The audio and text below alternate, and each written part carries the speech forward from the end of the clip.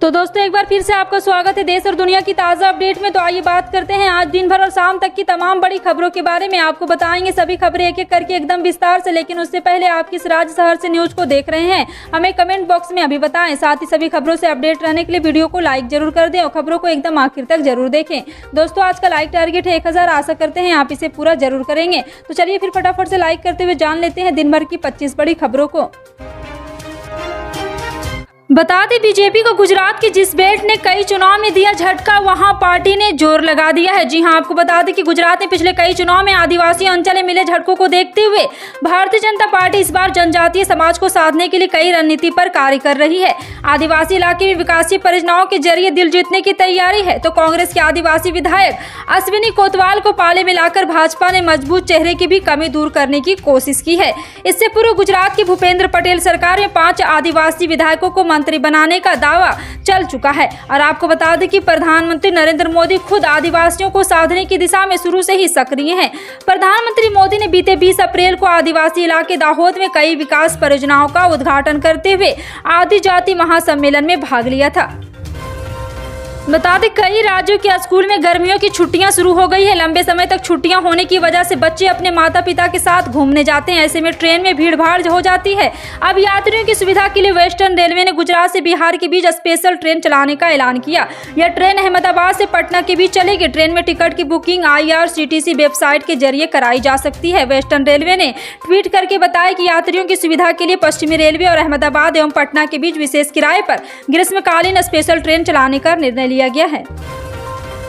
उत्तर प्रदेश में रमजान की छुट्टी के बाद खुल रहे सभी मदरसों में राष्ट्रीय गान गाया जाएगा। इसके लिए आदेश जारी हो गए। यह आदेश मान्यता प्राप्त, अनुदानित और गैर अनुदानित सभी मदरसों में लागू होंगे। जानकारी के मुताबिक सभी अल्पसंख्यक कल्याण अधिकारियों को पत्र जारी कर कहा गया है कि राज्य के मान्यता प्राप्त और अनुदानित मदरसों में शैक्षणिक सत्र शुरू होते ही अनिवार्य रूप से राष्ट्रगान करवाए जाए। रमजान की छुट्टियों के बाद आज से मदरसों में कक्षाएं शुरू हो रही है। 14 मई से मदरसा बोर्ड में परीक्षाएं भी है। इलाहाबाद हाईकोर्ट ने गुरुवार को श्री कृष्ण जन्मभूमि और यहाँ पे आपको बता दें कि ईदगाह विवाद मामले में अहम निर्देश दिया है।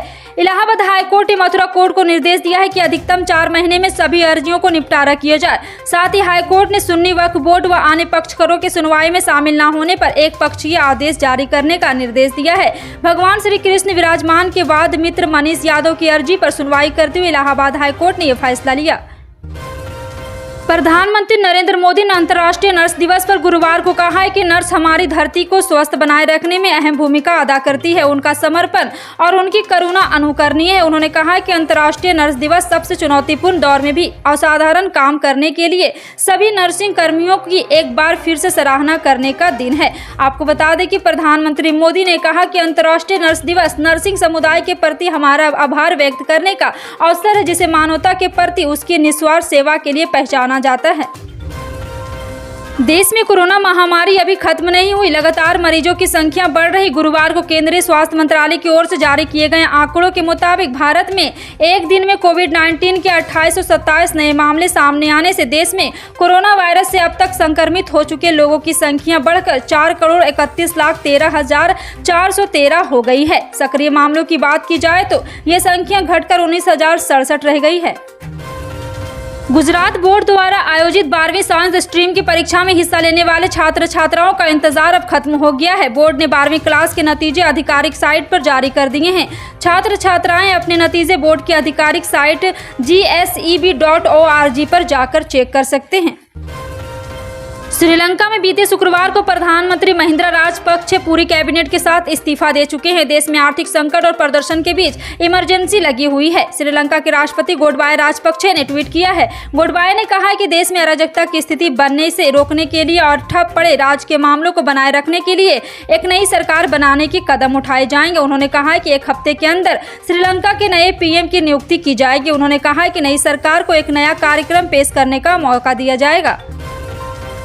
ताजमहल के 22 कमरे खुलवाने को लेकर के बवाल मचा हुआ था और इसको लेकर के एक बार फिर से कोर्ट ने बड़ी फटकार लगाई है। जी हां, आपको बता दें कि अयोध्या बीजेपी के नेता डॉक्टर रजनीश सिंह ने याचिका दायर कर ताजमहल के 22 बंद दरवाजे को खुलवाने की मांग की थी। इस मामले को लेकर इलाहाबाद हाईकोर्ट की लखनऊ बेंच में सुनवाई चल रही। इन कमरों के भीतर किसी को जाने की इजाजत नहीं, इसलिए इन कमरों के भीतर हिंदू देवता और शास्त्रों की मूर्तियां होने की आशंका है। इसको लेकर कोर्ट ने बड़ी फटकार लगाते हुए कहा है कि PIL को मजाक न बनाएं। पहले पढ़ ले ताजमहल कब और किसने बनवाया। लखनऊ बेंच से खारिज हो सकती है याचिका। प्रयागराज हाई कोर्ट में याचिका करने की अनुमति भी मिल सकती है। अब आपको बता दें कि 2:15 बजे इसकी सुनवाई होनी है। देश में गर्मी का मौसम जल्द आने के चलते गेहूं के उत्पादन उम्मीद से कम रहा है। बीते कुछ वक्त से आटे की कीमतों में इजाफा हुआ। इसके अलावा गेहूं से बनने वाले ब्रेड, बिस्किट जैसे उत्पाद की कीमतों भी बढ़ी है। वहीं यूक्रेन और रूस के बीच छिड़ी जंग के चलते दुनिया भर में गेहूं की सप्लाई चेन प्रभावित हुई है। भारत सरकार उसका फायदा भारतीय किसानों को मिलने की बात कह रही है। सरकार ने ऐसे वक्त में एक्सपोर्ट में इजाफा करने की बात कही। हालांकि एक्सपर्ट मानते हैं कि सरकार को थोड़ा सावधानी बरतते हुए एक्सपोर्ट की अपर लिमिट तय करनी चाहिए। फिलहाल आपका इन सभी खबरों पर क्या कहना है, कमेंट सेक्शन में टाइप करके जरूर बताएं। पल पल की अपडेट जानने के लिए जुड़े रहें आप अपने हेडलाइंस न्यूज के साथ। मिलते हैं अगली बड़ी खबर में, तब तक के लिए जय हिंद।